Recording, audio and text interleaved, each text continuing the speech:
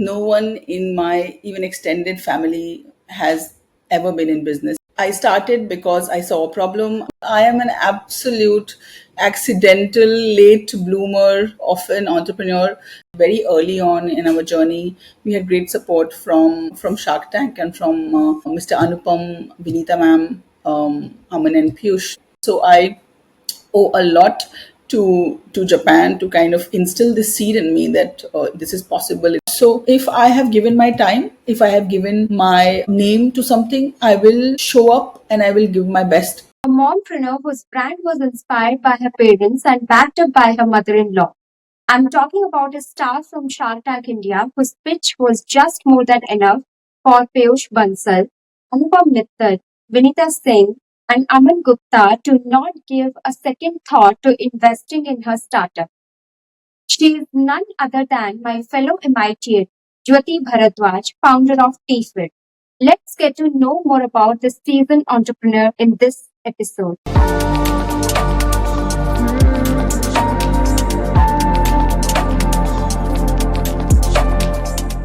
Hi, Jyoti. I welcome you to the Crazy Careers podcast. Thank you for joining us today. Hi, Nita. Thank you so much for inviting me. It's an absolute pleasure to talk to a fellow MITian about, now what looks like a crazy career.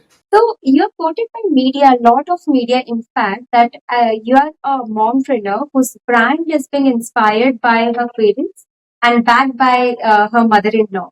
So, we are really excited to know more about this journey. Sure. Very happy to share with you that I'm a first generation entrepreneur. No one in my even extended family has ever been in business. So, in that sense, it's fairly new to me. It's still new to me, although it's 4 years since it's the fourth year since I've started TeaFit. I started because I saw a problem. My parents were diabetic. I myself, pre-diabetic. It runs in the family, if you can say, growing up. And so there was never any sweet beverage when I was growing up. I mean, we were not drinking the usual ruah afza, the juices, or the bottled beverages during my growing up years. And it was water or pretty much like chas and other savory beverages. Every time I would go out, I always wondered why there are no drinks for people like us. Why do I have to resort to a bottled beverage alone? Everything else, whether it is a cola, whether it's a juice, whether it's an energy drink, whether it's an health drink, if you break it down to its nutritional factors, then everything is sugar. Like predominantly, that's the number one source of energy in all of these, and that is sugar. And I was like, how did this idea come about that every time we are thirsty, we need to drink something sweet? I mean, it's fairly new. So then I got down to researching a little bit about, how sugar became popular in mainstream beverages. And then I understood it's a fairly recent phenomenon, 60, 70 years ago. In the West, there was high fructose corn syrup, all of that. So in that sense, it was a fairly new phenomena that kind of gave me a little bit of courage that it's not, as old as time as people would make you believe that India loves sweet beverages. It's a fairly recent phenomena. Happened to spend some time in Japan, and there I saw a lot of unsweetened beverages that were brewed with traditional Japanese herbs, botanicals, their own, green tea, even roasted grains. So I did see an example of a country where healthy products were available, readily available, and people were choosing those over everything else. Right. So, yes, it started from a personal problem, but I didn't have the courage, or I didn't think it was for me. Like, we were supposed to get educated, do our MBA, get a nice job, and that was supposed to be my career. And I was pretty much set as far as like textbook check boxes of middle class families of that time, expected from you. So, kind of that's how I started. And yes, I started with my own savings, and my mother in law, she is a PhD. She's a highly educated woman. Even in her society, even in her locality, community in Chhattisgarh, she's very popular for encouraging small women entrepreneurs of Chhattisgarh. And she wrote my first check from her housewife savings. And yeah, I think it was a moment of pride for her. It was a moment of incredible support for me. So that's how I started. Yes. This is certainly setting an example because we all know that household fighting between in-laws and like daughter-in-law and mother-in-law, but this is something setting an example and coming out with a new story which is real, and also it is motivating that relationship between a mother-in-law and a daughter-in-law. And yes, and we all know that India is a diabetic country, and this is something which is need of the hour. And I mean, people should be aware of this. And I mean, the TFIT is really doing great. As of now, everybody got to know about that. We are fellow MITians. So, how will you, as a student, and also did you figure it out at that point in time itself that you are going to be an entrepreneur? No, not at all. I am an absolute accidental late bloomer of an entrepreneur. When I was 20, 21, I was clueless about entrepreneurship. During early on in my career, I did realize what I didn't like to do. So instead of saying yes to this is what I want to do, I think it was a little bit of a process of elimination for me. So straight out of MIT, I did join an IT company. I did not enjoy working the work that I was doing. It was not for me. There was a lot of testing work and there was a lot of repetitive work that I didn't enjoy. I think I have realized over time that I am a creative person, and that kind of repetitive work day in and day out, 9 to 6, 7. I did that for 2 years though, and it wasn't for me. And I moved out. I did my MBA, and after that, I went a little, or how would I say, a little rebellious. I didn't do the consulting, the finance jobs that you're expected out of a really good school like ISB. And I chose to work with a really small company back in 2013 who had raised their first round of funding. Today it's very acceptable, cool, and nice to work with funded startups. I mean, they have all the glamour. And back in 2013, everyone called me stupid, but that's where my heart was. I wanted to learn how businesses work. I definitely believe in the ability of businesses to bring about change, to build communities, to service communities, to just be of use to society. And there was a small company called Oven Fresh which had come on campus. I don't think even they were expecting that anyone will come. The founder had come himself, and I had offers from Walmart and other couple of other big companies. I said no to everyone, and I was like, "This is what I want to do. This small little bakery, it wants to grow, and let me see how I can make it grow."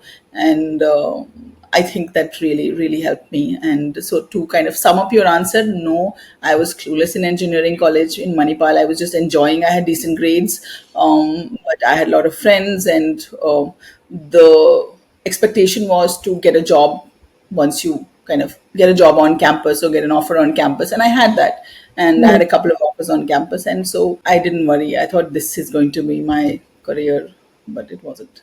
Right, right. Though we all know that the main reason of starting TFIT was personal, like kind of a personal reason. But then, do you also see that your stay in Japan kind of like give it a shape, your idea? It give a shape to your idea?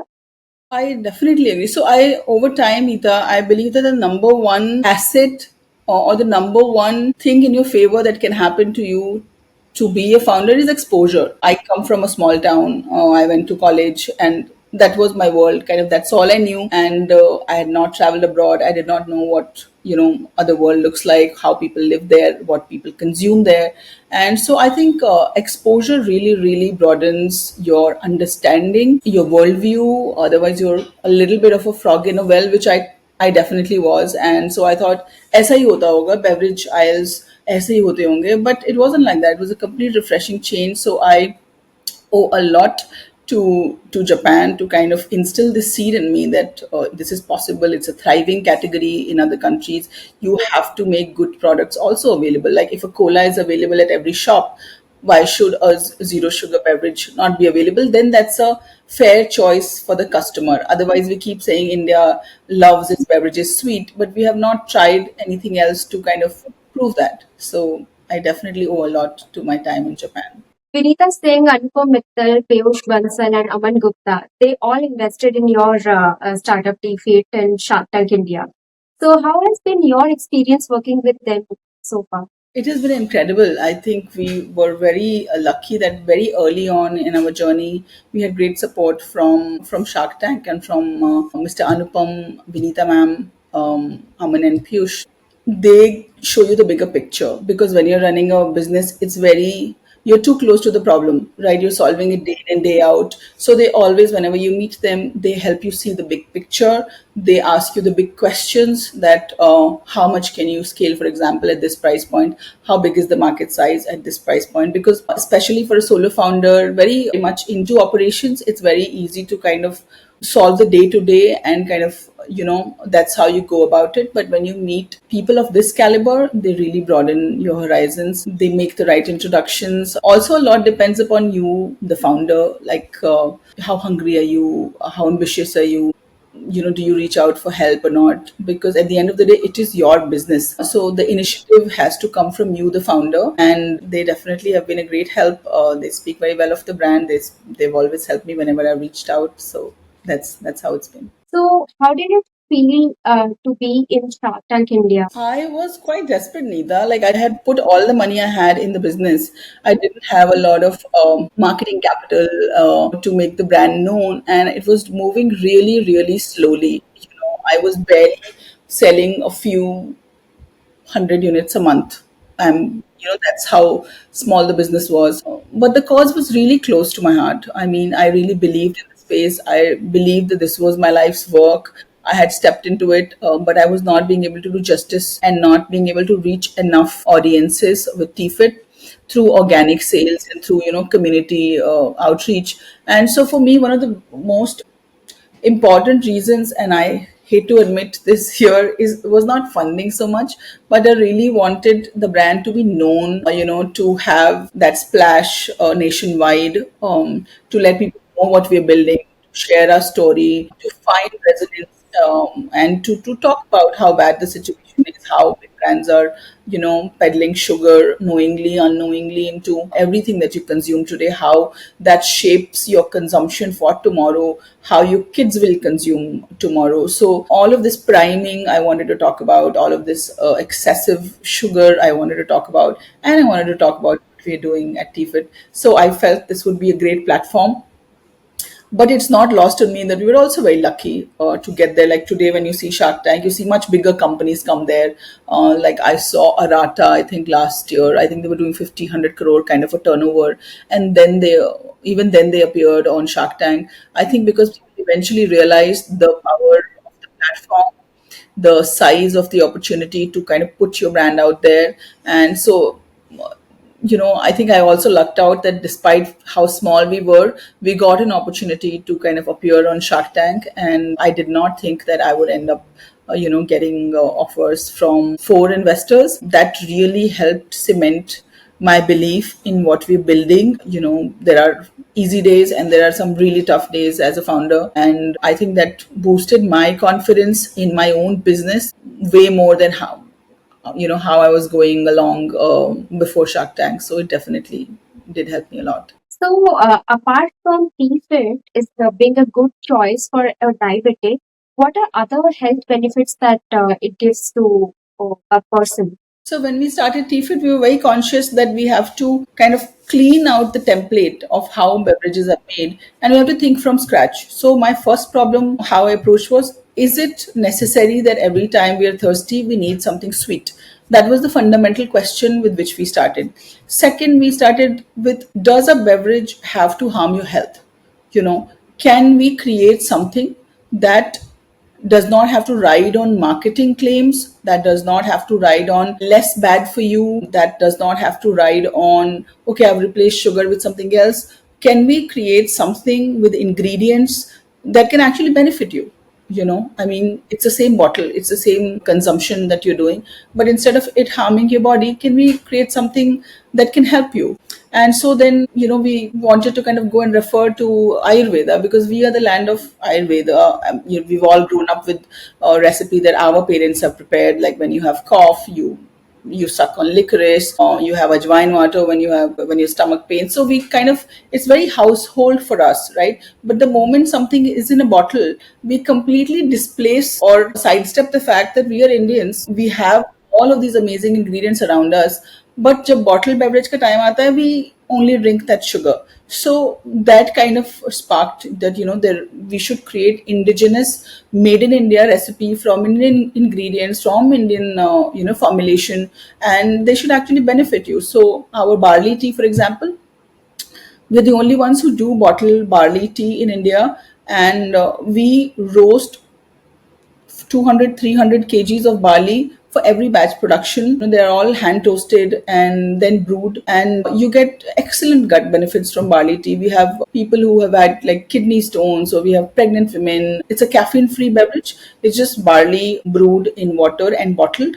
So it's fairly simple beverage, right? But it's difficult to make because it takes real ingredients, it takes grains you have to check. It's very easy to kind of do sugar, flavor, color, water, because it's standardized, right? They never go bad, they never expire, so it could be manufactured essentially by anyone. But the moment you put real tea leaves, the moment you put real barley, you put real herbs, stability becomes a question, filling technology becomes a question. Sugar water aa raha tha, you can't fill the, you have to brew tea, you have to filter it, you have to blend other ingredients. So a lot has to be solved, but we knew कि हमें यही करना है. Like if I have to do another cola, then what am I even doing? And so we knew that unless we are doing this with our intention front and center, we are not doing it. So it took us a lot of time to iterate, to bring the functional benefits in a way that tastes good, that does not taste bitter. Because the moment you put, let's say, something like noni fruit, it's very bitter. Like a spoon bhi nahi pi sakte, you'll throw up. But noni is an excellent herb. It has multiple benefits. So how do you extract actives from it and put it in your beverage so that it aids to the functionality, but it doesn't hamper the experience? तो बहुत आ रहे थे. And so all of our products come without sugar. They are brewed from real ingredients. There are herbs, botanicals, teas. They are good for digestion. They are very good for keeping your stomach cool, like the barley tea I mentioned. And we take great pride in our formulation from the kitchen to scale how it has come today, and we continue to work on it. So, what are the hero products right now, which most of the Indians are liking, or your customers are liking? So we do products, Nita, in two categories, right? We do bottled beverages, and we also do sachets, like products from which water has been removed, and kind of you add the water and make the beverage ready. And that has helped us to keep the products priced affordably and kind of ship online throughout. And so from the bottled beverages, I would say the peach green tea is our bestseller. Also barley tea, it's not very popular, but it has a lot of stickiness. Like everybody kind of comes and buys it again and again. There's a lot of customer loyalty towards barley tea because it has very specific usage.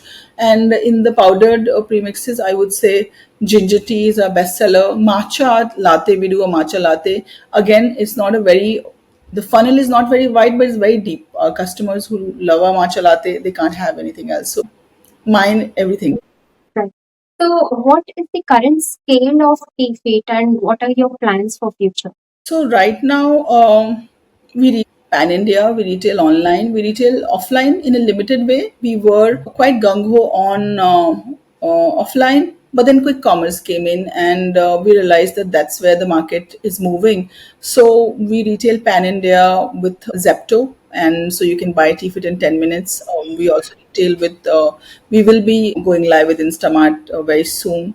We sell through Reliance stores, and so in terms of scale, we are about 7 to 8 times when we went on Shark Tank, and we work across different channels. We service institutionals, so clients like Meta, Facebook offices. We do Oyo offices, their hotels, and we have other tie-ups. We do Akasa Air, so we supply to airlines as well. So some of this, Nita, honestly, I didn't think when I was starting out that we'll be selling on airlines so soon, because I used to think it's a massive volume game. Maybe you have to be 6, 7 years into the business before you can do. So we've taken some big strides. We in 2024 alone, we exported to 8 countries, and so our exports have also that's a big frontier for us. And not just kind of Indian audiences abroad. We have buyers who sell it to Woolies in Australia, for example, and similar chains, Walmart in the US. And so exports is also growing for us a lot. And so online, offline, we do a lot of quick com, institutional exports. That's broadly the scale. You can buy TeaFit in 10 minutes wherever you are. Since you have mentioned about export, so which country is having more acceptance rate for tea? I would say UAE is a very like close cousin of India in terms of just consumption patterns. So I would say UAE.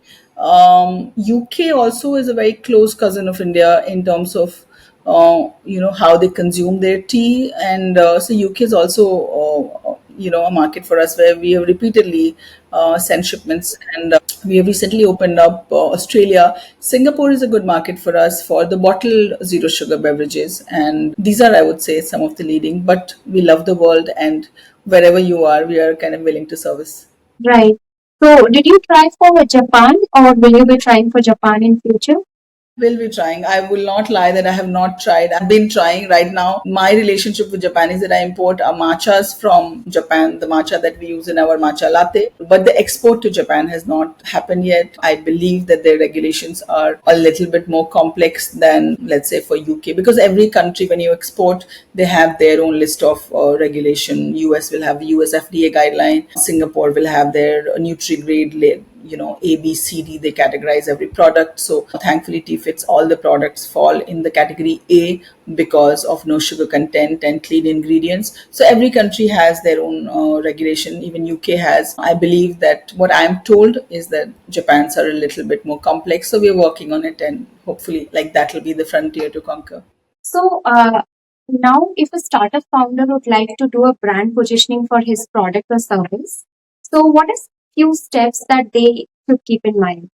Anita, I don't even think I am the right person to answer.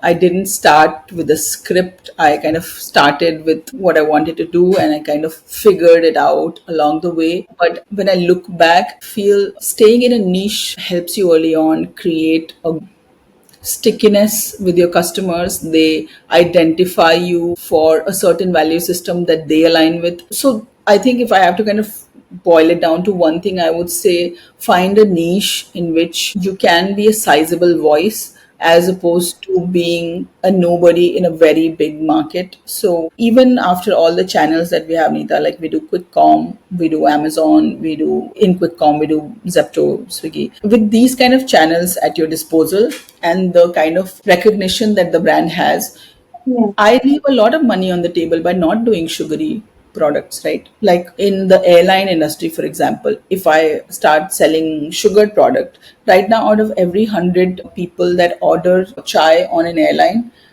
85 people order regular sugar, 15 people order without sugar. So my market is automatically really limited. But once the channel is open for me, I could do a sugared product. It doesn't take anything from my side. I just have to add sugar, and my sales would grow 8x, 10x from here.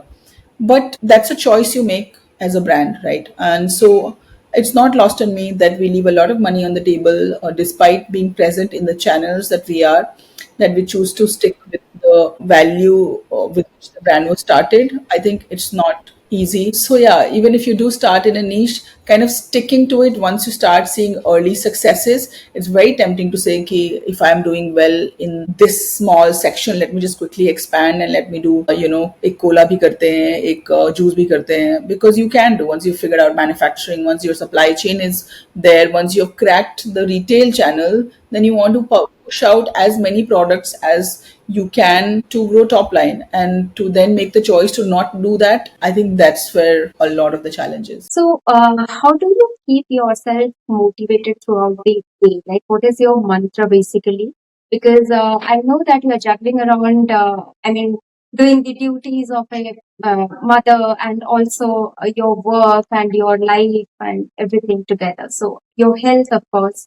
So, how do you keep yourself motivated? I think the first thing, Anita, is you have to enjoy what you do. If you had asked me this question when I was working for corporations, then I would have to really search for an answer that why what keeps me motivated. Maybe the quality of work that comes out of my table. I'm very particular about that. If I am putting my name on something, it has to mean something. And so that keeps me motivated, whether I'm doing a job or I am being a mother or I am teaching my kids or I'm running TFIT or I'm speaking to you. So if I have given my time, if I have given my name to something, I will show up and I will give my best. That's just the DNA that I have. I'll not rush because I have to be somewhere. Even if I've given a time to my vendor, I will not, give it to somebody in my team saying I'm too busy, you handle this. So I'm in general not like cavalier about work. And what keeps me motivated in this is that I get to create so much. Like, I am a product first entrepreneur, which means that I spend a lot of time in the lab, if you call it kitchen, if you call it. I create a lot of new products, get to drink all kinds of beverages. So that kind of keeps my creative juices flowing. And there's never a dull day in office. Something is always broken, something new is always coming up. And I think that's what it is. Also, it's a little bit of commitment to kind of show up. हर दिन evaluate नहीं करो. It's not like stock market that every day you're evaluating whether I'm motivated or not. You just kind of get up, go to work, and give it your best. So I have learned that also, that it's a long game. And if you start evaluating your levels of motivation or your level of excitement towards your work every day, you will be in for a disappointment, because it's not fun every day, no matter what you do. Like, motherhood is not fun every day. It's broadly very rewarding, but if you kind of break it down to every day, whether you feel alive to be a mother, I think those are a little bit overrated. So yeah, I hope that answered your question.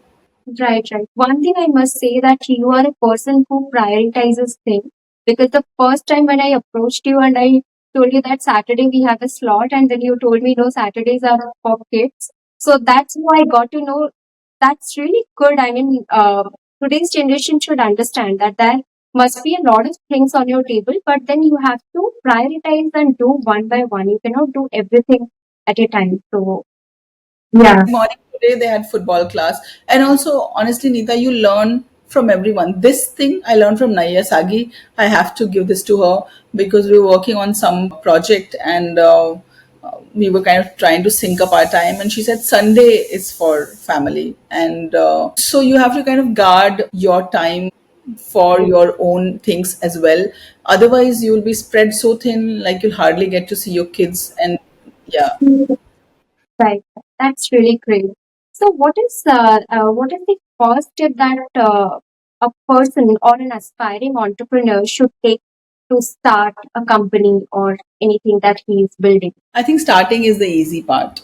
When I was starting out, I used to think कि once you make the product, that is your biggest problem, is to create the product. And so my mission was to, find the bottle and like create a new bottle that no one has ever seen, get the right people to develop the recipe.